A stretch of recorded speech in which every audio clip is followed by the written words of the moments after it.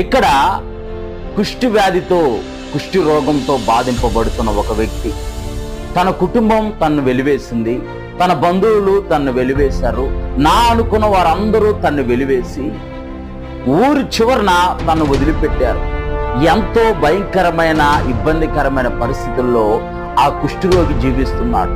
తన్ను ఆదరించేవారు లేరు, తన్ను ప్రేమించేవారు లేరు, తన్ను దగ్గరికి తీసుకొని ఆదరణకరమైన మాటలతో ఆదరించే ఎవ్వరూ లేని సమయంలో ఇక్కడ ధైర్యం చేసి యేసు ప్రభువారి యొద్దకు కుష్ఠరోగి ధైర్యం చేసి వచ్చాడు.